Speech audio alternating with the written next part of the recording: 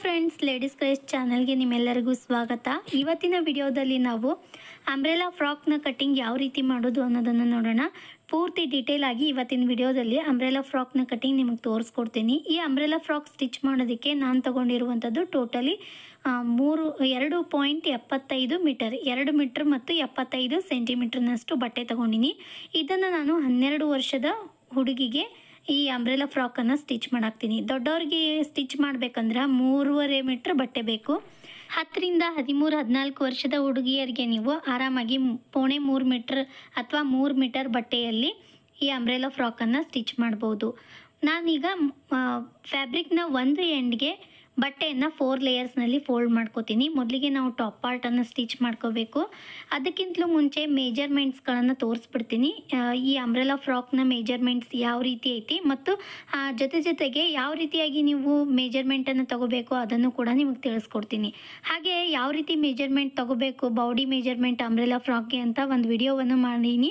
ಮೇಲ್ಗಡೆ ಲಿಂಕ್ ಕೊಟ್ಟಿರ್ತೀನಿ, ಅದ್ರ ಮೇಲೆ ಕ್ಲಿಕ್ ಮಾಡಿದರೆ ನೀವು ಆ ವಿಡಿಯೋದಲ್ಲಿ ಡೀಟೇಲ್ ಆಗಿ ಅಂಬ್ರೆಲಾ ಫ್ರಾಕ್ನ ಮೇಜರ್ಮೆಂಟ್ ಯಾವ ರೀತಿ ತಗೋಬೇಕು ಅನ್ನೋದನ್ನು ನೀವು 12 ವರ್ಷದ ಹುಡುಗಿಗೆ ಅಂಬ್ರೆಲಾ ಫ್ರಾಕನ್ನು ಸ್ಟಿಚ್ ಮಾಡಬೇಕು ಅಂದ್ರೆ ಮೊದಲಿಗೆ ನಾವು ಫ್ರಾಕ್ನ ಉದ್ದವನ್ನು ಅಳತೆ ಮಾಡ್ಕೋಬೇಕು. ಶೋಲ್ಡರ್ ಹಿಡಿದು ಕೆಳಗಡೆಗೆ ಎಷ್ಟು ಉದ್ದದ ಫ್ರಾಕ್ ಬೇಕೋ ಅಷ್ಟು ಉದ್ದವನ್ನು ನೀವು ತಗೋಬೋದು. ಟೋಟಲಿ 40 ಇಂಚು ಫ್ರಾಕ್ನ ಉದ್ದ ಮಾಡಬೇಕಾಗೈತಿ.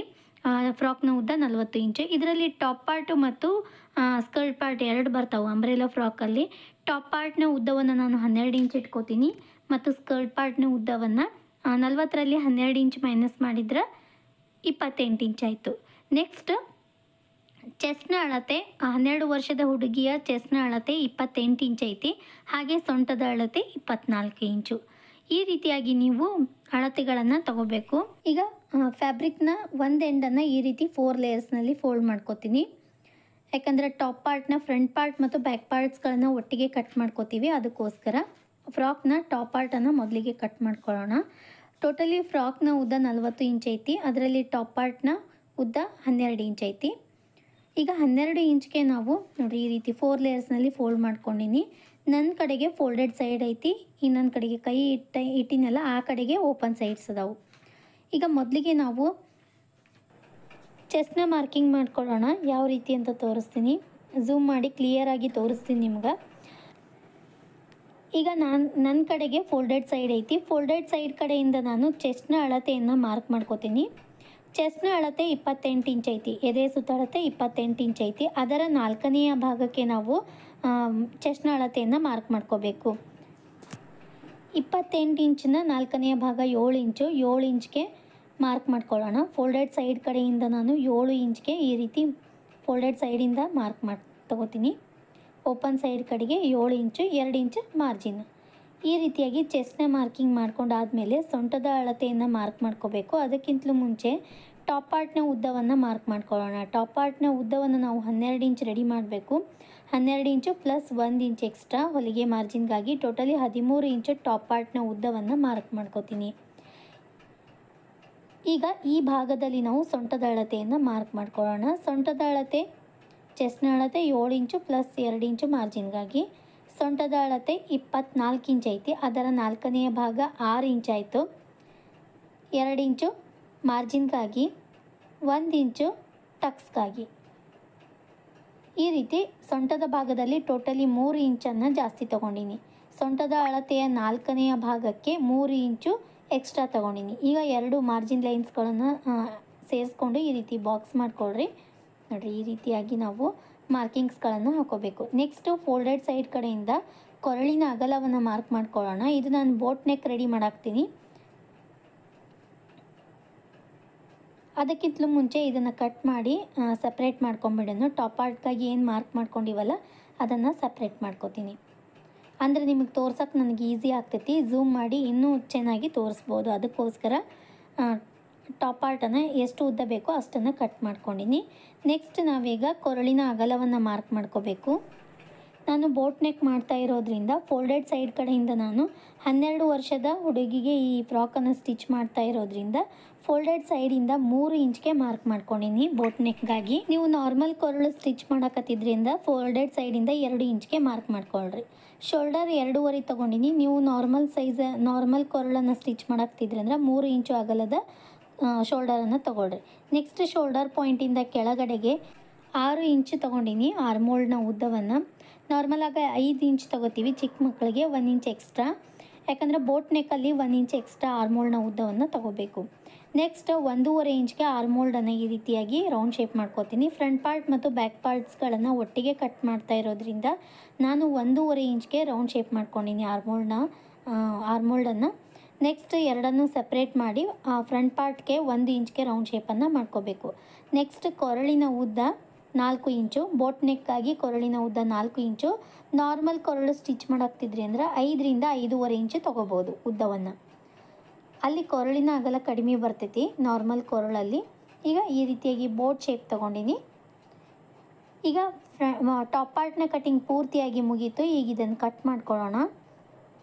ತುಂಬಾ ಈಸಿ ಮೆಥಡಲ್ಲಿ ನಾವು ಈ ಅಂಬ್ರೆಲಾ ಫ್ರಾಕನ್ನು ಕಟ್ ಮಾಡ್ಬೋದು. ಚಿಕ್ಕ ಮಕ್ಕಳಿಗಾಗಲಿ ದೊಡ್ಡವರಿಗಾಗಲಿ ಇದೇ ಸ್ಟೆಪ್ಸ್ಗಳನ್ನು ಯೂಸ್ ಮಾಡಿಕೊಂಡು ನೀವು ದೊಡ್ಡವ್ರಿಗೂ ಕೂಡ ಕಟ್ ಮಾಡ್ಬೋದು. ಎಕ್ಸ್ಟ್ರಾ ಏನಂದ್ರೆ ಟಕ್ಸ್ನ ಅಗಲವನ್ನು ನಾವು ಜಾಸ್ತಿ ತೊಗೋತೀವಿ. ಚಿಕ್ಕ ಮಕ್ಕಳಿಗೆ 1 ಇಂಚ್ ತೊಗೊಂಡಿವಿ, ದೊಡ್ಡ 2 ಇಂಚು ಇಲ್ಲ 3 ಇಂಚ್ವರೆಗೂ ದಪ್ಪ ಜಾಸ್ತಿ ಇದ್ದರು ಅಂದ್ರೆ 3 ಇಂಚ್ವರೆಗೂ ನಾವು ಟಕ್ಸ್ನ ಅಗಲವನ್ನು ಎಕ್ಸ್ಟ್ರಾ ತೊಗೋಬೇಕಾಗ್ತೈತಿ. ಈ ರೀತಿ ಟಾಪ್ ಪಾರ್ಟನ್ನು ಕಟ್ ಮಾಡ್ಕೊಂಡಾದಮೇಲೆ ಫ್ರಂಟ್ ಪಾರ್ಟ್ ಮತ್ತು ಬ್ಯಾಕ್ ಪಾರ್ಟ್ಸ್ಗಳನ್ನು ಸಪ್ರೇಟ್ ಮಾಡ್ಕೊಳ್ಳೋಣ. ನೋಡಿರಿ, ಇದು ಫ್ರಂಟ್ ಪಾರ್ಟ್ ಮತ್ತು ಬ್ಯಾಕ್ ಪಾರ್ಟ್ ಎರಡನ್ನೂ ಕೂಡ ಒಟ್ಟಿಗೆ ಕಟ್ ಮಾಡ್ಕೊಂಡಿವಿ. ಇದು ಬ್ಯಾಕ್ ಪಾರ್ಟ್. ಈಗ ಫ್ರಂಟ್ ಪಾರ್ಟಲ್ಲಿ ನಾವು ಆರ್ಮೋಲ್ಡ್ನ ರೌಂಡ್ ಶೇಪನ್ನು 1 ಇಂಚ್ಗೆ ನಾವು ತೊಗೋಬೇಕು, ಯಾಕಂದರೆ 1.5 ಇಂಚ್ಗೆ ರೌಂಡ್ ಶೇಪ್ ಮಾಡ್ಕೊಂಡಿದ್ವಿ. ಈಗ ಇದನ್ನು 1 ಇಂಚ್ಗೆ ರೌಂಡ್ ಶೇಪ್ ಮಾಡ್ಕೊಳ್ಳೋಣ. ಈ ರೀತಿಯಾಗಿ ನಾವು 1 ಇಂಚ್ಗೆ ಫ್ರಂಟ್ ಪಾರ್ಟ್ನ ಆರ್ಮೋಲ್ಡನ್ನು ಮಾರ್ಕ್ ಮಾಡ್ಕೋಬೇಕು ಮತ್ತು ಹಾಗೆ ಕಟ್ ಮಾಡ್ಕೊಂಬಿಡೋಣ. ನೆಕ್ಸ್ಟ್ ಇದಾದಮೇಲೆ ಟಾಪ್ ಪಾರ್ಟ್ನ ಕಟಿಂಗ್ ಪೂರ್ತಿಯಾಗಿ ಮುಗೀತು. ಈಗ ಸ್ಕರ್ಟ್ ಪಾರ್ಟ್ನ ಕಟಿಂಗ್ ಮಾಡ್ಕೊಳ್ಳೋಣ. ಇದು ಬ್ಯಾಕ್ ಪಾರ್ಟು, ಕೆಳಗಡೆ ಇರೋದು ಫ್ರಂಟ್ ಪಾರ್ಟು. ಈ ರೀತಿ ನೀವು ಮಾರ್ಕ್ ಮಾಡಿ ಇಟ್ಕೊಂಡ್ರಿ ಅಂದರೆ ಹೊಲಿಲಿಕ್ಕೆ ಈಸಿ ಆಗ್ತೈತೆ ನಿಮಗೆ. ನೆಕ್ಸ್ಟ್ ನಾವೀಗ ಸ್ಕರ್ಟ್ ಪಾರ್ಟ್ಗಾಗಿ ಉಳಿದಿರುವಂತಹ ಬಟ್ಟೆಯನ್ನು ಡಬಲ್ ಫೋಲ್ಡ್ ಮಾಡ್ಕೊಳ್ಳೋಣ. ಈ ರೀತಿ ನಾನು 2 ಮೀಟ್ರ್ ಟಾಪ್ ಪಾರ್ಟ್ ಏನು ಕಟ್ ಮಾಡ್ಕೊಂಡಿವಲ್ಲ ಅದಾದಮೇಲೆ ಉಳಿದಿರುವಂತಹ ಬಟ್ಟೆನ ಈ ರೀತಿ 2 ಲೇಯರ್ಸ್ನಲ್ಲಿ ಫೋಲ್ಡ್ ಮಾಡಿ ರೆಡಿ ಮಾಡಿ ಇಟ್ಕೊಂಡಿನಿ. ನನ್ನ ಕಡೆಗೆ ಓಪನ್ ಸೈಡ್ ಐತಿ, ಕ್ಯಾಮ್ರಾದ ಕಡೆಗೆ ಫೋಲ್ಡೆಡ್ ಸೈಡ್ ಐತಿ. ನೋಡಿರಿ, ನಾನು ಕೈ ಹಿಡ್ದಿನಲ್ಲ ಆ ಕಡೆಗೆ ಓಪನ್ ಸೈಡ್ಸ್ ಅದಾವು, ಇನ್ನೊಂದು ಕಡೆಗೆ ಫೋಲ್ಡೆಡ್ ಸೈಡ್ ಐತಿ. ಇದನ್ನು ಯಾವ ರೀತಿ ಅಂಬ್ರೆಲಾ ಫ್ರಾಕ್ ಕಟಿಂಗ್ ಮಾಡಬೇಕಾದ್ರೆ ಯಾವ ರೀತಿ ಫೋಲ್ಡ್ ಮಾಡ್ಕೋಬೇಕು ನೋಡೋಣ. ಈಗ 2 ಲೇಯರ್ಸ್ನಲ್ಲಿ ಫೋಲ್ಡ್ ಮಾಡ್ಕೊಂಡಿವಿ. ಈ ಕಡೆಗೆ ಫೋಲ್ಡೆಡ್ ಸೈಡ್ ಅದ, ಈ ಕಡೆಗೆ ಓಪನ್ ಸೈಡ್ ಅದ. ನಾವು ಲಂಗ ಸ್ಟಿಚ್ ಮಾಡಕತ್ತಿದ್ವಿ, ಅಂಬ್ರೆಲಾ ಲೆಹೆಂಗಾ ಸ್ಟಿಚ್ ಮಾಡಾಕ್ತಿದ್ವಿ ಅಂದರೆ ಈ ಕಡೆಗೆ ಫೋಲ್ಡೆಡ್ ಸೈಡ್ ಕಡೆಗೆ ಮಾರ್ಕ್ ಮಾಡ್ಕೋಬೇಕು. ಇಲ್ಲ ನಾವು ಆ ಅಂಬ್ರೆಲಾ ಫ್ರಾಕನ್ನು ಸ್ಟಿಚ್ ಮಾಡಾಕ್ತೀವಂದ್ರೆ ಓಪನ್ ಸೈಡ್ ಕಡೆಗೆ ಕಟ್ ಮಾಡ್ಕೋಬೇಕು. ಯಾಕಂದ್ರೆ ಅಂಬ್ರೆಲಾ ಫ್ರಾಕ್ನಲ್ಲಿ ಫ್ರಂಟ್ ಪಾರ್ಟ್ ಮತ್ತು ಬ್ಯಾಕ್ ಪಾರ್ಟ್ಸ್ಗಳನ್ನು ಸಪ್ರೇಟ್ ಮಾಡ್ಕೋತೀವಿ. ಆಗ ಈ ರೀತಿ ಸಪ್ರೇಟ್ ಪೀಸ್ಗಳು ಸಿಗ್ತಾವೆ. ಅಂಬ್ರೆಲಾ ಲೆಹೆಂಗಾ ಸ್ಟಿಚ್ ಮಾಡಾಕ್ತಿದ್ವಿ ಅಂದ್ರೆ ಪೂರ್ತಿ ಅಖಂಡ ಬೇಕು ನಮಗೆ, ಅದಕ್ಕೋಸ್ಕರ ಫೋಲ್ಡೆಡ್ ಸೈಡ್ ಕಡೆಗೆ ಮಾರ್ಕ್ ಮಾಡ್ಕೋಬೇಕು. ಈಗ ಓಪನ್ ಸೈಡ್ ಕಡೆಯಿಂದ ನಾನು ಈ ರೀತಿ ಬಟ್ಟೆಯನ್ನು ಟ್ರಯಾಂಗಲ್ ಶೇಪ್ನಲ್ಲಿ ಫೋಲ್ಡ್ ಮಾಡ್ಕೊಡ್ತೀನಿ. ಟೋಟಲಿ 4 ಲೇಯರ್ಸ್ನಲ್ಲಿ ಫೋಲ್ಡ್ ಮಾಡ್ಕೋಬೇಕು. ಈಗ 2 ಲೇಯರ್ಸ್ನಲ್ಲಿ ಫೋಲ್ಡ್ ಮಾಡ್ಕೊಂಡಿದ್ವಿ, ಅದನ್ನು ಯಾವ ರೀತಿ ನೋಡಿರಿ, ಓಪನ್ ಸೈಡನ್ನು ಕಾರ್ನರ್ ಮಾಡ್ಕೊಂಡಿನಿ. ಈ ರೀತಿ ಈ ಕಾರ್ನರ್ಗೆ ನಾವು ಬಟ್ಟೆಯನ್ನು ಮತ್ತೆ ಫೋಲ್ಡ್ ಮಾಡಿಕೊಂಡು ಟ್ರಯಾಂಗಲ್ ಶೇಪ್ನಲ್ಲಿ ಫೋಲ್ಡ್ ಮಾಡ್ಕೋಬೇಕು. ನೋಡಿರಿ, ಈ ರೀತಿ ಫೋಲ್ಡ್ ಮಾಡ್ಕೊಂಡಿನಿ.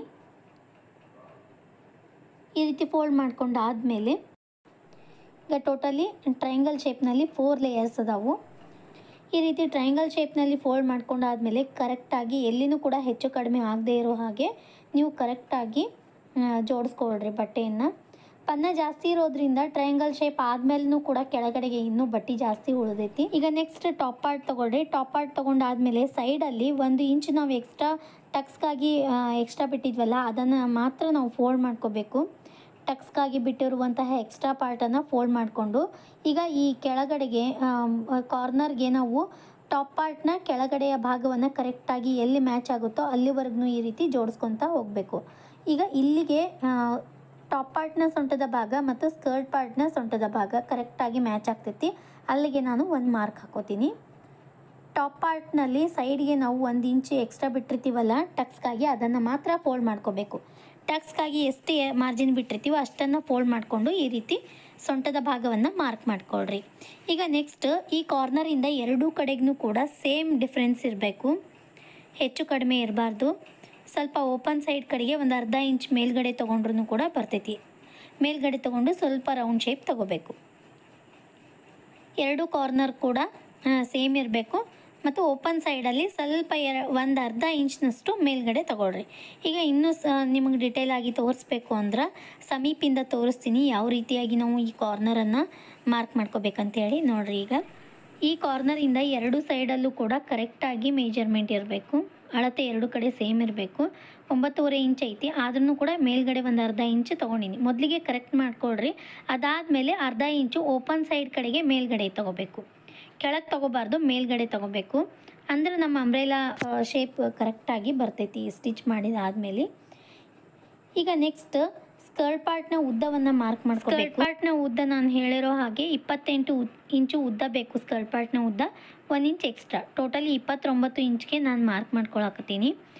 ಯಾವ ರೀತಿ ನೋಡಿರಿ, ನೀವು 40 ಇಂಚ್ ಟೋಟಲ್ ಲೆಂಗ್ತ್ ಬೇಕು. ಅದರಲ್ಲಿ 12 ಇಂಚ್ ಟಾಪ್ ಪಾರ್ಟ್ ಮೈನಸ್ ಮಾಡ್ಕೊಳ್ರಿ. 40ರಲ್ಲಿ 12 ಇಂಚ್ ಮೈನಸ್ ಮಾಡಿದರೆ 28 ಇಂಚು ಉದ್ದದ ಸ್ಕರ್ಟ್ ಪಾರ್ಟನ್ನು ನಾವು ರೆಡಿ ಮಾಡ್ಕೋಬೇಕು. 1 ಇಂಚ್ ಎಕ್ಸ್ಟ್ರಾ ಹೊಲಿಗೆ ಮಾರ್ಜಿನ್ಗಾಗಿ. ಟೋಟಲಿ ನಾನು ಮೇಲ್ಗಡೆ ಸೊಂಟದ ಭಾಗ ಏನು ರೌಂಡ್ ಶೇಪಲ್ಲಿ ಮಾರ್ಕ್ ಮಾಡ್ಕೊಂಡಿರ್ತೀವಲ್ಲ, ಆ ಭಾಗದಿಂದ ಕೆಳಗಡೆಗೆ 29 ಇಂಚ್ಗೆ ಈ ರೀತಿಯಾಗಿ ಮಾರ್ಕ್ ಮಾಡ್ಕೊತಾ ಹೋಗಬೇಕು. ಈ ರೀತಿಯಾಗಿ ಸೊಂಟದ ಭಾಗದಿಂದ ಕೆಳಗಡೆಗೆ ನಾವು 29 ಇಂಚ್ಗೆ ಈ ರೀತಿಯಾಗಿ ರೌಂಡ್ ಶೇಪಲ್ಲಿ ಮಾರ್ಕ್ ಮಾಡ್ಕೋಬೇಕು. ಈಗ ಅಂಬ್ರೆಲಾ ಫ್ರಾಕ್ನ ಸ್ಕರ್ಟ್ ಪಾರ್ಟ್ನ ಮಾರ್ಕಿಂಗ್ ಕೂಡ ಪೂರ್ತಿಯಾಗಿ ಮುಗ್ದೈತಿ. ಇದನ್ನೀಗ ಕಟ್ ಮಾಡ್ಕೊಳ್ಳೋಣ. ತುಂಬಾ ಈಸಿ ಮೆಥಡಲ್ಲಿ ಸ್ಟೆಪ್ ಬೈ ಸ್ಟೆಪ್ ಆಗಿ ಯಾವ ರೀತಿಯಾಗಿ ಅಂಬ್ರೆಲಾ ಫ್ರಾಕನ್ನು ಕಟ್ ಮಾಡ್ಕೋಬೇಕು ಅನ್ನೋದನ್ನು ನಿಮಗೆ ತೋರಿಸ್ಕೊಟ್ಟೀನಿ. ವಿತೌಟ್ ಸ್ಲೀವ್ಸ್ ಈ ಅಂಬ್ರೆಲಾ ಫ್ರಾಕನ್ನು ಕಟ್ ಮಾಡೀನಿ. ನೀವು ಬೇಕಂದ್ರೆ ಸ್ಲೀವ್ಸನ್ನು ಕೂಡ ಅಟ್ಯಾಚ್ ಮಾಡ್ಕೋಬೋದು. ನಾನು ಸ್ಲೀವ್ಸ್ನ ಬದಲಾಗಿ ಆರ್ಮೋಲ್ಡಲ್ಲಿ ಪ್ಲೇಟ್ಸ್ಗಳನ್ನು ರೆಡಿ ಮಾಡ್ತೀನಿ. ಅದನ್ನು ಕೂಡ ಯಾವ ರೀತಿಯಾಗಿ ಅನ್ನೋದನ್ನು ಸ್ಟಿಚಿಂಗ್ ವಿಡಿಯೋದಲ್ಲಿ ತೋರಿಸ್ತೀನಿ. ಇದು ಅಂಬ್ರೆಲಾ ಫ್ರಾಕ್ನ ಸ್ಕರ್ಟ್ ಪಾರ್ಟ್. ಅಂಬ್ರೆಲಾ ಫ್ರಾಕ್ಕಾಗಿ ಟಾಪ್ ಪಾರ್ಟ್ ಮತ್ತು ಸ್ಕರ್ಟ್ ಪಾರ್ಟ್ ಎರಡನ್ನೂ ಕೂಡ ಕಟ್ ಮಾಡಿ ರೆಡಿ ಮಾಡಿ ಇಟ್ಕೊಂಡಿವಿ. 11ರಿಂದ 12 ವರ್ಷದ ಹುಡುಗಿಗೆ ಯಾವ ರೀತಿಯಾಗಿ ನಾವು ಅಂಬ್ರೆಲಾ ಫ್ರಾಕ್ನ ಕಟಿಂಗ್ ಮಾಡಬೇಕು ಅನ್ನೋದನ್ನು ಡಿಟೇಲ್ ಆಗಿ ತೋರಿಸ್ಕೊಟ್ಟಿನಿ. ಇನ್ನೂ ನೋಡಿಲ್ಲ ಅಂದರೆ ಮೇಲ್ಗಡೆ ಐಕಾರ್ಡ್ನಲ್ಲಿ ಲಿಂಕ್ ಕೊಟ್ಟಿರ್ತೀನಿ. ಲಿಂಕ್ ಮೇಲೆ ಕ್ಲಿಕ್ ಮಾಡಿದರೆ ನೀವು ಕಟಿಂಗ್ ವಿಡಿಯೋವನ್ನು ಪೂರ್ತಿಯಾಗಿ ಡಿಟೇಲ್ ಆಗಿ ನೋಡ್ಬೋದು. ಇವತ್ತಿನ ವಿಡಿಯೋದಲ್ಲಿ ಇದರ ಸ್ಟಿಚಿಂಗ್ ತೋರಿಸ್ತೀನಿ. ಮೊದಲಿಗೆ ನಾವು ಟಾಪ್ ಪಾರ್ಟನ್ನು ಸ್ಟಿಚ್ ಮಾಡ್ಕೋಬೇಕು. ಟಾಪ್ ಪಾರ್ಟ್ನ ಕೊರಳಿನ ಭಾಗವನ್ನು ಮೊದಲಿಗೆ ಸ್ಟಿಚ್ ಮಾಡ್ಕೊಳ್ಳೋಣ. ಅಂಬ್ರೆಲಾ ಫ್ರಾಕ್ನಲ್ಲಿ ಟಾಪ್ ಪಾರ್ಟ್ ಮತ್ತು ಸ್ಕರ್ಟ್ ಪಾರ್ಟ್ ಎರಡು ಬರ್ತಾವೆ. ಟಾಪ್ ಪಾರ್ಟನ್ನು ಮೊದಲಿಗೆ ಸ್ಟಿಚ್ ಮಾಡ್ಕೊಳ್ಳೋಣ. ಟಾಪ್ ಪಾರ್ಟ್ನ ಕೊರಳನ್ನು ಫಿನಿಶಿಂಗ್ ಮಾಡ್ಕೊಳ್ಳೋದಕ್ಕೆ ನಾನು ಮೇನ್ ಫ್ಯಾಬ್ರಿಕ್ನ ವಿತೌಟ್ ಅಸ್ತರ್ ಈ ಫ್ರಾಕನ್ನು ಸ್ಟಿಚ್ ಮಾಡಾಕ್ತೀನಿ. ಈಗ ಮೇನ್ ಫ್ಯಾಬ್ರಿಕ್ನ ಕ್ರಾಸ್ ಪಟ್ಟಿಗಳನ್ನು ತಗೋತೀನಿ. ನೀವು ಪೈಪಿಂಗ್ ಆದರೂ ಮಾಡ್ಕೋಬೋದು, ಇಲ್ಲಾಂದರೆ ಈ ರೀತಿಯಾಗಿ ಕ್ರಾಸ್ ಪಟ್ಟಿಯನ್ನು ಅಟ್ಯಾಚ್ ಮಾಡಿಕೊಂಡು ಕೂಡ ಫಿನಿಶಿಂಗ್ ಮಾಡ್ಕೋಬೋದು. ಈ ರೀತಿ ಕ್ರಾಸ್ ಪಟ್ಟಿಗಳನ್ನು ಕಟ್ ಮಾಡ್ಕೊಂಡಿನಿ. ಮೇನ್ ಫ್ಯಾಬ್ರಿಕ್ ಒಳಗೆ ಇದನ್ನು ಈ ರೀತಿ ಕ್ರಾಸ್ ಆಗಿ ಸ್ಟಿಚ್ ಮಾಡ್ಕೋಬೇಕು. ಎರಡನ್ನೂ ಈ ರೀತಿ ಜೋಡಿಸ್ಕೋಬೇಕು. ಈ ರೀತಿಯಾಗಿ ಜೋಡಿಸ್ಕೊಂಡ್ರೆ ಪೈಪಿಂಗು ಮತ್ತು ಈ ಕೊರಳು ಫಿನಿಶಿಂಗ್ ಮಾಡೋದಕ್ಕೆ ಹೆಮ್ಮಿಂಗ್ ಸಲುವಾಗಿ ಏನು ಅಟ್ಯಾಚ್ ಮಾಡ್ಕೋತೀವಲ್ಲ ಅದು ನೀಟಾಗಿ ಬರ್ತೈತಿ. ಸೀದಾ ಪಟ್ಟಿ ತೊಗೊಂಡ್ವಿ ಅಂದ್ರೆ ಕರೆಕ್ಟಾಗಿ ಬರೋದಿಲ್ಲ, ಅಲ್ಲಲ್ಲಿ ಮುದುಡಿ ಆಗ್ತಾವೆ, ನೀಟಾಗಿ ಬರೋದಿಲ್ಲ. ಈ ರೀತಿ ಪಟ್ಟಿಯನ್ನು ತಗೊಂಡು ಇದನ್ನು ಡಬಲ್ ಫೋಲ್ಡ್ ಮಾಡ್ಕೊಂಡು ಮೊದಲಿಗೆ ಸ್ಟಿಚ್ ಮಾಡ್ಕೋಬೋದು. ಈ ರೀತಿ ನಾನು ಡೈರೆಕ್ಟಾಗಿ ಕೊರಳಿನ ಭಾಗಕ್ಕೆ ಅಟ್ಯಾಚ್ ಮಾಡ್ಕೋತೀನಿ. ಒಂದನ್ನು ನೀಟಾಗಿ ಮಾಡಿ ತೋರಿಸ್ತೀನಿ. ಟಾಪ್ ಪಾರ್ಟನ್ನು ಸೀದಾ ಇಟ್ಕೊಳ್ರಿ. ಅದ್ರ ಮೇಲೆ ಪಟ್ಟಿಯನ್ನು ರೆಡಿ ಮಾಡ್ಕೊಂಡಿವಲ್ಲ ಅದನ್ನು ಈ ರೀತಿ ಡಬಲ್ ಫೋಲ್ಡ್ ಮಾಡಿಕೊಂಡು ಅಟ್ಯಾಚ್ ಮಾಡ್ಕೋತಾ ಹೋಗಬೇಕು ಕೊರಳಿನ ಭಾಗಕ್ಕೆ. ಟಾಪ್ ಪಾರ್ಟನ್ನು ಸೀದಾ ಇಟ್ಕೊಂಡು ಈ ಪಟ್ಟಿಯನ್ನು ಅಟ್ಯಾಚ್ ಮಾಡ್ಕೊಳ್ರಿ. ಸಾವಕಾಶವಾಗಿ ಕೊರಳನ್ನು ಯಾವ ರೀತಿ ಹೊಳಿಸ್ಕೊತೀವಿ ಅದೇ ರೀತಿಯಾಗಿ ಪಟ್ಟಿಯನ್ನು ಅಟ್ಯಾಚ್ ಮಾಡ್ಕೋತಾ ಹೋಗಬೇಕು. ಎರಡನ್ನು ಜಗ್ಬೇಡ್ರಿ, ಕೊರಳನ್ನು ಕೂಡ ಜಗ್ಬಾರ್ದು ಮತ್ತು ಪಟ್ಟಿಯನ್ನು ಜಗ್ಗಿ ಹಚ್ಕೋಬೇಡ್ರಿ. ನೀಟಾಗಿ ಒಂದೇ ಸಮನಾಗಿ ಹೆಂಗೆ ತಿರ್ಗಿಸ್ಕೊತೀವಿ ಹಂಗಂಗೆ ಅಟ್ಯಾಚ್ ಮಾಡ್ಕೋತಾ ಹೋಗಬೇಕು. ಈ ರೀತಿ ಅಟ್ಯಾಚ್ ಮಾಡ್ಕೊಂಡಾದ್ಮೇಲೆ ಎಕ್ಸ್ಟ್ರಾ ಇರುವಂತಹ ಪಟ್ಟಿಯನ್ನು ಕಟ್ ಮಾಡ್ಕೊಳ್ಳೋಣ ಮತ್ತು ಅಲ್ಲಲ್ಲಿ ಸಣ್ಣ ಸಣ್ಣ ಕಟ್ಸ್ಗಳನ್ನು ಕೊಡೋಣ. ಈ ರೀತಿ ಸಣ್ಣ ಕಟ್ಸ್ಗಳನ್ನು ಕೊಡೋದ್ರಿಂದ ತಿರುಗಿಸಿ ಪಟ್ಟಿಯನ್ನು ಸ್ಟಿಚ್ ಮಾಡ್ಕೋಬೇಕಾದ್ರೆ ಯಾವುದೇ ರೀತಿಯಾದಂತಹ ನೀರಿಗೆಗಳು ಬರೋದಿಲ್ಲ ಕೊರಳಿನ ಭಾಗದಲ್ಲಿ. ಅದಕ್ಕೋಸ್ಕರ ಈಗ ಪಟ್ಟಿಯನ್ನು ಮೇಲ್ಗಡೆಗೆ ತಿರುಗಿಸ್ಕೊಂಡ್ಬಿಟ್ಟು ಪಟ್ಟಿಯನ್ನು ಎಲ್ಲಿ ಅಟ್ಯಾಚ್ ಮಾಡ್ಕೊಂಡಿರ್ತೀವಲ್ಲ ಪಟ್ಟಿ ಮತ್ತು ಟಾಪ್ ಪಾರ್ಟ್ನ ಎಂಡ್ ಎಲ್ಲಿರ್ತೈತಲ್ಲ ಅಲ್ಲಿ ಒಂದು ಲೈನ್ ಸ್ಟಿಚ್ ಹಾಕೋಬೇಕು. ಈ ರೀತಿ ಮಾಡೋದ್ರಿಂದ ಕೊರಳು ಪೂರ್ತಿ ಫಿನಿಶಿಂಗ್ ಆಗಿ ಕಾಣಿಸ್ತೈತಿ. ಅದಕ್ಕೋಸ್ಕರ ಈ ರೀತಿ ಪಟ್ಟಿಯ ಮೇಲೆ ಒಂದು ಲೈನ್ ಸ್ಟಿಚ್ ಹಾಕ್ಕೊಂಡು ಆದಮೇಲೆ ಎಕ್ಸ್ಟ್ರಾ ಇರುವಂತಹ ಒಳಗಡೆ ಏನು ತೊಗೊಂಡಿರ್ತೀವಲ್ಲ ಸ್ಟಿಚ್ ಮಾಡ್ಕೊಂಡಿರ್ತೀವಲ್ಲ ಎಕ್ಸ್ಟ್ರಾ ಇರುವಂತಹ ಬಟ್ಟೆಯನ್ನು ಕಟ್ ಮಾಡಿಕೊಂಡು ಪಟ್ಟಿಯನ್ನು ಒಳಗಡೆಗೆ ತಿರುಗಿಸ್ಕೊಂಡು ಈಗ ಮೇನ್ ಫ್ಯಾಬ್ರಿಕ್ ಮೇಲೆ ಟಾಪ್ ಸ್ಟಿಚ್ಚನ್ನು ಹಾಕೋಬೇಕು. ನೋಡ್ರಿ ಈ ರೀತಿಯಾಗಿ ಟಾಪ್ ಸ್ಟಿಚ್ಚನ್ನು ಹಾಕೋಬೇಕು. ಹಾಗೆ ಈ ಫ್ರಾಕ್ನ ಕಟಿಂಗ್ ವಿಡಿಯೋವನ್ನು ಹಿಂದಿಯಲ್ಲೂ ಕೂಡ ಅಪ್ಲೋಡ್ ಮಾಡಿ ನನ್ನ ಚಾನಲ್ದಲ್ಲಿ. ನೀವು ಹಿಂದಿ ವ್ಯೂವರ್ಸ್ ಆದರೆ ಹಿಂದಿಯಲ್ಲಿ ನೋಡಬೇಕಂದ್ರೂ ಕೂಡ ಮೇಲ್ಗಡೆ ಐಕಾರ್ಡ್ನಲ್ಲಿ ಕೊಟ್ಟಿರ್ತೀನಿ, ಇಲ್ಲಾಂದರೆ ಲಾಸ್ಟ್ ವಿಡಿಯೋ ಎಂಡಲ್ಲೂ ಕೂಡ ವಿಡಿಯೋ ಲಿಂಕ್ಸ್ಗಳನ್ನು ಕೊಟ್ಟಿರ್ತೀನಿ. ಅದ್ರ ಮೇಲೆ ಕ್ಲಿಕ್ ಮಾಡಿದರೆ ನೀವು ಹಿಂದಿ ಮತ್ತು ಕನ್ನಡ ಎರಡರಲ್ಲೂ ಕೂಡ ನೀವು ಕಟಿಂಗ್ ವಿಡಿಯೋವನ್ನು ನೋಡ್ಬೋದು. ಈ ರೀತಿ ಕೊರಳಿನ ಭಾಗವನ್ನು ಫಿನಿಶಿಂಗ್ ಮಾಡ್ಕೊಂಡಾದಮೇಲೆ ಈಗ ಫ್ರಂಟ್ ಪಾರ್ಟಲ್ಲಿ ನಾವು ಟಕ್ಸ್ಗಾಗಿ ಮಾರ್ಕಿಂಗ್ ಮಾಡ್ಕೊಳ್ಳೋಣ. ಮೊದಲಿಗೆ ಟಾಪ್ ಪಾರ್ಟ್ನ ಸೆಂಟರ್ ಪಾಯಿಂಟನ್ನು ಮಾರ್ಕ್ ಮಾಡ್ಕೋಬೇಕು. ಈ ರೀತಿ ಕರೆಕ್ಟಾಗಿ ಫೋಲ್ಡ್ ಮಾಡ್ಕೊಳ್ರಿ. ಫೋಲ್ಡ್ ಮಾಡಿಕೊಂಡು ಸೆಂಟರ್ ಪಾಯಿಂಟ್ ಎಲ್ಲಿಗೆ ಬರ್ತೈತಿ ಅಲ್ಲಿ ಒಂದು ಚಾಕ್ನಿಂದ ಮಾರ್ಕ್ ಮಾಡ್ಕೊಳ್ರಿ, ಇಲ್ಲಾಂದರೆ ಕಟ್ಸ್ ಕೂಡ ಕೊಡ್ಬೋದು. ನಾನು ಈ ರೀತಿ ಚಾಕಿಂದ ಮಾರ್ಕ್ ಮಾಡ್ಕೊಂಡಿನಿ. ನೋಡಿರಿ ಇದು ಸೆಂಟರ್ ಪಾಯಿಂಟ್ ಐತಿ. ಈಗ 11ರಿಂದ 12 ವರ್ಷದ ಹುಡುಗಿಗೆ ಸೆಂಟರ್ ಪಾಯಿಂಟಿಂದ ಎರಡೂ ಕಡೆಗೂ ಕೂಡ 3 ಇಂಚ್ಗೆ ಮಾರ್ಕ್ ಹಾಕೊಳ್ರಿ.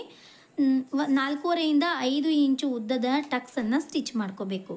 ನೋಡಿರಿ ಈ ರೀತಿಯಾಗಿ ಎರಡೂ ಸೈಡಲ್ಲೂ ಕೂಡ ಟಕ್ಸ್ನ ಮಾರ್ಕಿಂಗ್ ಮಾಡಿಕೊಂಡು ಅರ್ಧ ಇಂಚು ಅಗಲ ಇರುವಂತಹ ಟಕ್ಸನ್ನು ಸ್ಟಿಚ್ ಮಾಡ್ಕೋಬೇಕು. ಮೇಲ್ಗಡೆ 0 ಪಾಯಿಂಟಿಂದ ಸ್ಟಾರ್ಟ್ ಮಾಡಿ ಕೆಳಗಡೆಗೆ ಅರ್ಧ ಇಂಚು ಅಗಲ ಇರುವಂತಹ ಟಕ್ಸನ್ನು ಸ್ಟಿಚ್ ಮಾಡ್ಕೊಳ್ರಿ. ನೋಡಿ ಈ ರೀತಿಯಾಗಿ ನಾವು ಫ್ರಂಟ್ ಪಾರ್ಟ್ನ ಟಕ್ಸನ್ನು ಸ್ಟಿಚ್ ಮಾಡ್ಕೋಬೇಕು. ಫ್ರಂಟ್ ಪಾರ್ಟ್ನ ಸ್ಟಿಚಿಂಗ್ ಪೂರ್ತಿಯಾಗಿ ಮುಗ್ದೈತಿ. ಇದೇ ರೀತಿಯಾಗಿ ನಾವು ಬ್ಯಾಕ್ ಪಾರ್ಟನ್ನು ಕೂಡ ಸ್ಟಿಚ್ ಮಾಡ್ಕೊಳ್ಳೋಣ. ಬ್ಯಾಕ್ ಪಾರ್ಟ್ನ ಟಕ್ಸ್ ಯಾವ ರೀತಿ ಸ್ಟಿಚ್ ಮಾಡಬೇಕು ತೋರಿಸ್ಬಿಡ್ತೀನಿ. ಶೋಲ್ಡರನ್ನು ಫೋಲ್ಡ್ ಮಾಡ್ಕೊಳ್ರಿ. ಅದೇ ಕೆಳಗಡೆನೂ ಫೋಲ್ಡ್ ಮಾಡ್ಕೊಂಡಿರ್ತೀವಲ್ಲ ಅದೇ ಪಾಯಿಂಟ್ಗೆ ನಾವು 4ರಿಂದ 5 ಇಂಚು ಉದ್ದದ ಟಕ್ಸನ್ನು ಸ್ಟಿಚ್ ಮಾಡ್ಕೋಬೇಕು. ನೋಡಿರಿ ಈ ರೀತಿಯಾಗಿ ಶೋಲ್ಡರ್ ಪಾಯಿಂಟನ್ನು ಕರೆಕ್ಟಾಗಿ ಫೋಲ್ಡ್ ಮಾಡ್ಕೊಳ್ರಿ. ಫೋಲ್ಡ್ ಮಾಡಿಕೊಂಡು 4ರಿಂದ 5 ಇಂಚು ಉದ್ದದ 4.5ರಿಂದ 5 ಇಂಚು ಉದ್ದದ ಟಕ್ಸನ್ನು ಸ್ಟಿಚ್ ಮಾಡ್ಕೊಳ್ರಿ. ಇದು ಬ್ಯಾಕ್ ಟಕ್ಸ್ ಆಯಿತು. ಈಗ ಫ್ರಂಟ್ ಪಾರ್ಟಲ್ಲಿ ಯಾವ ರೀತಿಯಾಗಿ ನಾವು ಕೊರಳಿನ ಫಿನಿಶಿಂಗ್ ಮಾಡ್ಕೊಂಡ್ವಿ ಅದೇ ರೀತಿಯಾಗಿ ಕೊರಳಿನ ಭಾಗಕ್ಕೆ ಪಟ್ಟಿಯನ್ನು ಅಟ್ಯಾಚ್ ಮಾಡ್ಕೊಳ್ಳೋಣ. ನೋಡಿ ಎರಡು ಫ್ರಂಟ್ ಪಾರ್ಟ್ ಮತ್ತು ಬ್ಯಾಕ್ ಪಾರ್ಟ್ ಎರಡರಲ್ಲೂ ಕೂಡ ಕೊರಳಿನ ಫಿನಿಶಿಂಗ್ ಆಯಿತು, ಟಕ್ಸನ್ನು ಸ್ಟಿಚ್ ಮಾಡ್ಕೊಳ್ಳೋದಾಯಿತು. ಈಗ ಫ್ರಂಟ್ ಪಾರ್ಟ್ ಬ್ಯಾಕ್ ಪಾರ್ಟ್ಸ್ಗಳನ್ನು ಜೋಡಿಸ್ಕೊಳ್ಳೋಣ. ಶೋಲ್ಡರ್ಗಳಲ್ಲಿ ಈ ರೀತಿಯಾಗಿ ಜೋಡಿಸ್ಕೋಬೇಕು. ಒಂದು ಭಾಗವನ್ನು ಸೀದಾ ಇಟ್ಕೊಳ್ರಿ, ಇನ್ನೊಂದು ಭಾಗವನ್ನು ನಾವು ಉಲ್ಟಾ ಇಟ್ಕೊಂಡು ಈ ರೀತಿ ಶೋಲ್ಡರ್ ಭಾಗದಲ್ಲಿ ಹೊಲಿಗೆಗಳನ್ನು ಹಾಕೋಬೇಕು. ಯಾವುದಾದ್ರೂ ಒಂದು ಭಾಗವನ್ನು ಸೀದಾ ಇಟ್ಕೋಬೇಕು, ಅದ್ರ ಮೇಲೆ ಇನ್ನೊಂದು ಭಾಗವನ್ನು ಉಲ್ಟಾ ಇಟ್ಕೊಂಡು ಈ ರೀತಿಯಾಗಿ ಅಟ್ಯಾಚ್ ಮಾಡಬೇಕು. ಈ ರೀತಿಯಾಗಿ ಎರಡು ಫ್ರಂಟ್ ಪಾರ್ಟ್ ಮತ್ತು ಬ್ಯಾಕ್ ಪಾರ್ಟ್ಸ್ಗಳನ್ನು ಜೋಡಿಸ್ಕೊಂಡಿದ್ದಾಯಿತು. ಈಗ ನೆಕ್ಸ್ಟ್ ಇದು ವಿತೌಟ್ ಸ್ಲೀವ್ಸ್ ರೆಡಿ ಮಾಡಾಕ್ತೀನಿ. ಸ್ಲೀವ್ಸ್ನ ಬದಲಾಗಿ ಉಳಿದಿರುವಂತಹ ಬಟ್ಟೆಯಲ್ಲಿ ಮೇನ್ ಫ್ಯಾಬ್ರಿಕ್ ಏನು ಉಳಿದಿರ್ತಿರ್ತಲ್ಲ ಅದರಲ್ಲಿ ನಾನು 5 ಇಂಚು ಉದ್ದ ಇರುವಂತಹ ಪಟ್ಟಿಯನ್ನು ತಗೊಂಡು ಸ್ಲೀವ್ಸ್ನ ಭಾಗದಲ್ಲಿ ಸ್ಲೀವ್ಸ್ನ ಬದಲಾಗಿ ಪ್ಲೇಟ್ಸ್ಗಳನ್ನು ಮಾಡಿಕೊಂಡು ಅಟ್ಯಾಚ್ ಮಾಡ್ಕೋತೀನಿ. ಅದನ್ನು ಯಾವ ರೀತಿ ಅಂತ ನೋಡ್ಕೊಳ್ರಿ. ಈಗ ಉಳಿದಿರುವಂತಹ ಬಟ್ಟೆಯಲ್ಲಿ ನಾನು 4ರಿಂದ 5 ಇಂಚು ಉದ್ದದ ಬಟ್ಟೆಯನ್ನು ತಗೊತೀನಿ. ನೋಡಿರಿ ಈ ರೀತಿ ಸ್ವಲ್ಪ ಜಾಸ್ತಿ ಅಗಲ ಬೇಕು. ಉದ್ದ 4ರಿಂದ 5 ಇಂಚ್ ಇದ್ದರೆ ಸಾಕು. ಜಾಸ್ತಿ ಅಗಲ ಜಾಸ್ತಿ ಬೇಕು, ಹೆಚ್ಚು ಅಗಲ ಇರುವಂತಹ ಪಟ್ಟಿ ಬೇಕು. ಕೆಳಗಡೆಗೆ ಒಂದು ಎಂಡಿಗೆ ನಾನು ಫೋಲ್ಡ್ ಮಾಡಿ ಸ್ಟಿಚ್ ಮಾಡಿ ರೆಡಿ ಮಾಡಿ ಇಟ್ಕೋತೀನಿ. ನೀವು ಫೋಲ್ಡ್ ಆದರೂ ಮಾಡ್ಕೋಬೋದು, ಇಲ್ಲ ಅಂದ್ರೆ ಪೀಕೋ ಕೂಡ ಹಾಕೋಬೋದು. ಉಲ್ಟಾ ಸೈಡಲ್ಲಿ ಈ ರೀತಿ ನೀವು ಡಬಲ್ ಫೋಲ್ಡ್ ಮಾಡಿಕೊಂಡು ಸ್ಟಿಚ್ ಮಾಡಿ ರೆಡಿ ಮಾಡಿ ಇಟ್ಕೋಬೇಕು.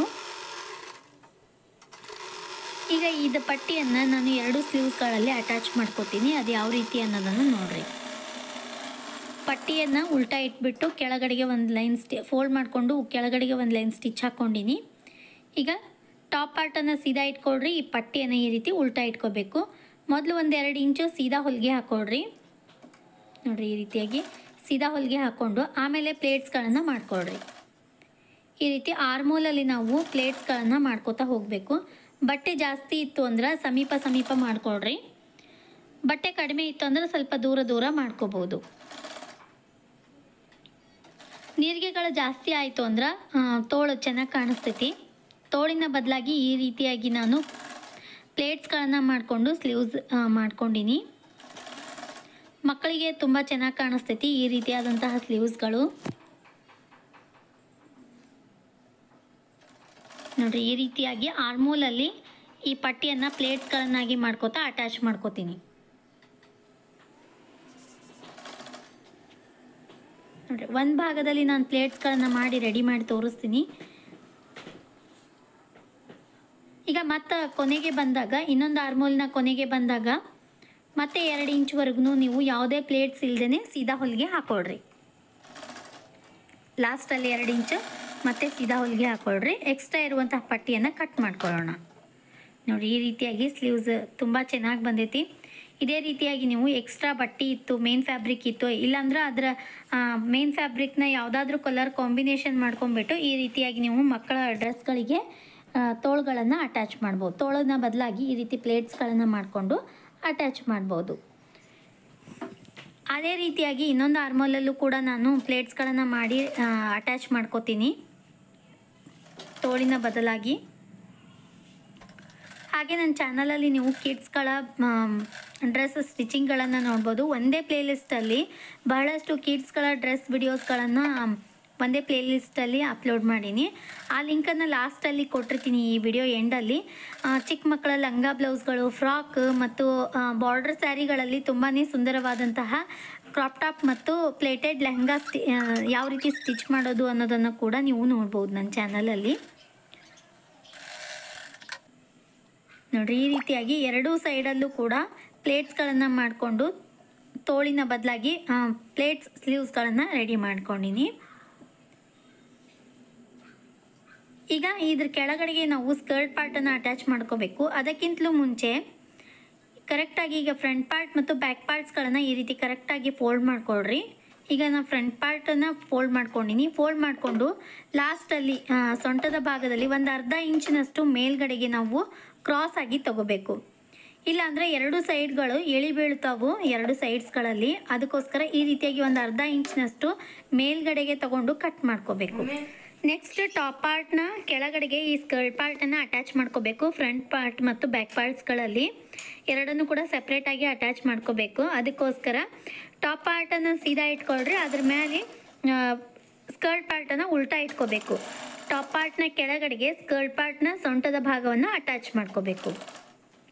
ನೋಡಿರಿ, ಈ ರೀತಿಯಾಗಿ ಒಂದನ್ನು ಸೀದಾ ಇಟ್ಕೋಬೇಕು, ಇನ್ನೊಂದನ್ನು ಉಲ್ಟಾ ಇಟ್ಕೊಂಡು ಎರಡನ್ನು ಕೂಡ ಅಟ್ಯಾಚ್ ಮಾಡ್ಕೊಳ್ರಿ. ನೋಡಿರಿ, ಈ ರೀತಿಯಾಗಿ ಅಟ್ಯಾಚ್ ಮಾಡ್ಕೋಬೇಕು. ಮತ್ತು ಕಟ್ ಮಾಡಬೇಕಾದ್ರೆ ನಾವು ಸೊಂಟದ ಭಾಗಕ್ಕೆ ಟಾಪ್ ಪಾರ್ಟ್ನ ಸೊಂಟದ ಭಾಗಕ್ಕೆ ಕರೆಕ್ಟಾಗಿ ನೋಡ್ಕೊಂಬಿಟ್ಟು ಸ್ಕರ್ಟ್ ಪಾರ್ಟ್ನ ಸೊಂಟದ ಭಾಗವನ್ನು ಕಟ್ ಮಾಡ್ಕೋಬೇಕು. ಇಲ್ಲಾಂದರೆ ಹೆಚ್ಚು ಕಡಿಮೆ ಆಗ್ತೈತಿ. ಅದಕ್ಕೋಸ್ಕರ ನಾನು ವಿಡಿಯೋದಲ್ಲಿ ಡಿಟೇಲಾಗಿ ಹೇಳೀನಿ ಯಾವ ರೀತಿ ನಾವು ಕಟ್ ಮಾಡ್ಕೋಬೇಕು ಅಂಥೇಳಿ. ಅದನ್ನು ನೋಡ್ಕೊಂಬಿಟ್ಟು ಸರಿಯಾಗಿ ಕಟ್ ಮಾಡ್ಕೊಳ್ರಿ. ಈಗ ಇನ್ನೊಂದು ಭಾಗದಲ್ಲಿ ಬ್ಯಾಕ್ ಪಾರ್ಟಲ್ಲಿ ಟಾಪ್ ಪಾರ್ಟನ್ನು ಸೀದಾ ಇಟ್ಕೊಂಡಿನಿ. ಟಾಪ್ ಪಾರ್ಟ್ನ ಬ್ಯಾಕ್ ಪಾರ್ಟನ್ನು ಸೀದಾ ಇಟ್ಕೊಂಡಿನಿ, ಅದ್ರ ಮೇಲೆ ಸ್ಕರ್ಟ್ ಪಾರ್ಟನ್ನು ಉಲ್ಟಾ ಇಟ್ಕೊಂಡಿನಿ. ಫ್ರಂಟ್ ಪಾರ್ಟ್ ಮತ್ತು ಬ್ಯಾಕ್ ಪಾರ್ಟ್ಸ್ ಸೇಮ್ ಎರಡು ಕಡೆಯೂ ಕೂಡ ಇದೇ ರೀತಿಯಾಗಿ ಸ್ಕರ್ಟ್ ಪಾರ್ಟ್ಸ್ಗಳನ್ನು ಅಟ್ಯಾಚ್ ಮಾಡ್ಕೋಬೇಕು. ನೋಡಿರಿ, ಈ ರೀತಿಯಾಗಿ ಎರಡೂ ಭಾಗದಲ್ಲೂ ಅಟ್ಯಾಚ್ ಮಾಡ್ಕೋಬೇಕು.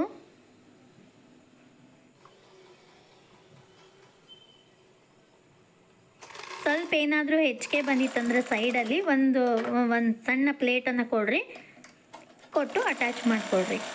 ಈಗ ಇದ್ರ ಮೇಲೆ ಇನ್ನೊಂದು ಹೊಲಿಗೆ ಹಾಕ್ಕೊಳ್ಳೋಣ. ಈಗ ನೋಡಿರಿ, ಟಾಪ್ ಪಾರ್ಟು ಮತ್ತು ಸ್ಕರ್ಟ್ ಪಾರ್ಟ್ಸ್ಗಳನ್ನು ಸ್ಟಿಚ್ ಮಾಡ್ಕೊಂಡಾಯಿತು.